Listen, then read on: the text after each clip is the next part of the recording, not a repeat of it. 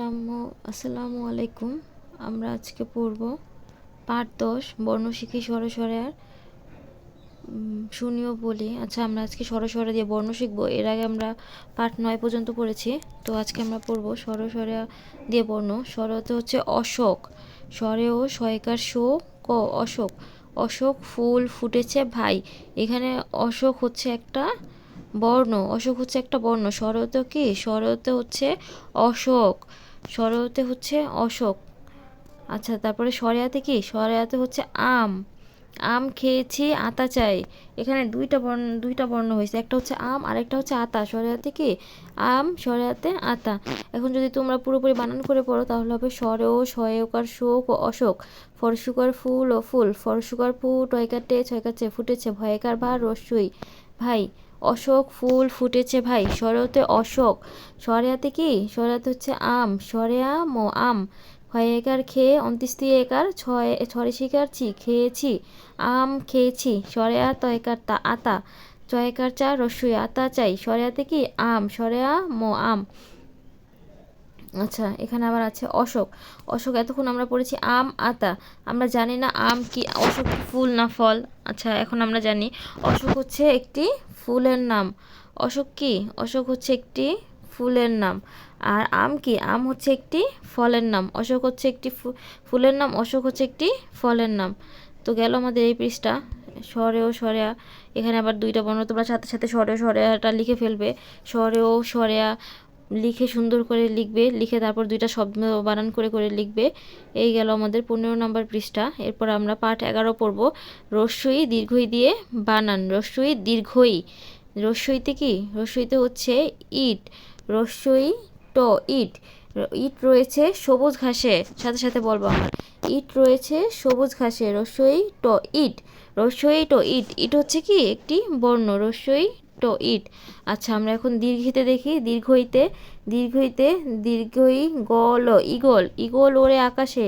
দীর্ঘই গল ইগল। দীর্ঘই গল ইগল। আমার সাথে বানান করবা। ইগল ওরে আকাশে। তো আমরা দুইটা বর্ণ পাইলাম। বর্ণ দুটো কি? ইট রয়েছে সবুজ ঘাসে, ইগল ওরে ওই আকাশে। আমার সাথে সাথে বলবা তোমরা। ইট রয়েছে সবুজ ঘাসে, ইগল ওরে ওই আকাশে। এই দুইটা বানান করে সুন্দর করে লিখবা। আমি বানান করে দিচ্ছি তোমাদের। আবারও রস্যই ট ইট। র অন্ত্যেষ্টি একার ছয়কার ছে রয়েছে। স বর্ষকার বুজ ও সবুজ। ঘয় একার ঘাস হয় একার সে ঘাসে। তারপরে ইগল, দীর্ঘ ইগল ও ইগল। ও রেকারে ওরে। ও রস্যই ওই। স্বরে আ কয়কার কাশ হয়কার সে আকাশে। দীর্ঘইতে ইগল। আচ্ছা, তারপর নিচে আবার কি দেওয়া আছে দেখি আমরা। নিচে দেওয়া আছে ইট দিয়ে ঘর বানাই। ইট দিয়ে আমরা কি করি? ইট দিয়ে ঘর বানাই। আর ঈগল পাখি অনেক বড়। এখানে আর দুইটা বর্ণ দেওয়া আছে। ইট দিয়ে ঘর বানাই, ঈগল পাখি অনেক বড়। ইট দিয়ে ঘর বানাই, ঈগল পাখি অনেক বড়। আমি বানান করে দিচ্ছি। রস্যই টো ইট। কি হবে? রস্যই টো ইট। দেখো তোমরা। রস্যই টো ইট। দর্শিকার দিয়ে অন্ত্যেষ্টি একার দিয়ে ঘর ও ঘর। বয়কার বা নয়কার না রস্যই বানাই। দীর্ঘ ই গল ওই গোল। পয়কার পা খরশিকার কি পাখি। অ স্বরে ও নয়কার নেই অনেক বড়। বড় ইগল পাখি অনেক বড়।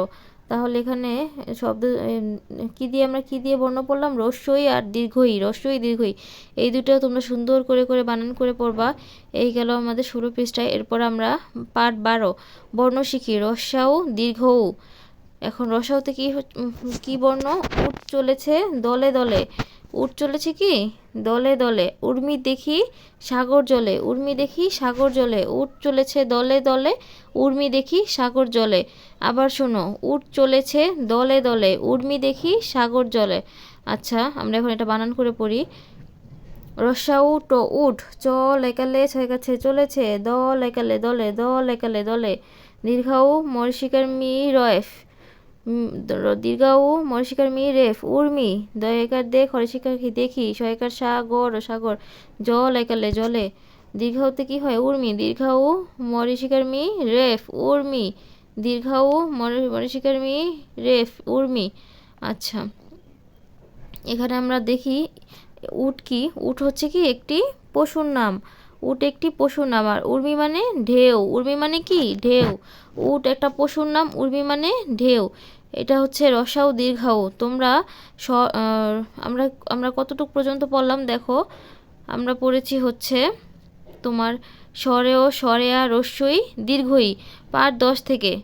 আবার তোমাদের আমি দেখাচ্ছি পাঠ 10 হচ্ছে স্বরেতে অশোক, স্বরেতে আম। এরপর আমরা যদি একটু নিচে যাই দেখি, তারপর রস্যইতে কি, রস্যইতে ইট, দীর্ঘইতে ঈগল। এরপরে আরেকটু যদি আমরা নিচে যাই, রসাউতে কি, রসাউতে হচ্ছে উট, আর দীর্ঘাউতে উর্মি। তো এই কটা তোমরা সুন্দর করে পড়বে, বানান করে লিখবে। তোমাদের যদি কোথাও সমস্যা অবশ্যই আমাকে কমেন্টের মাধ্যমে জানাবে।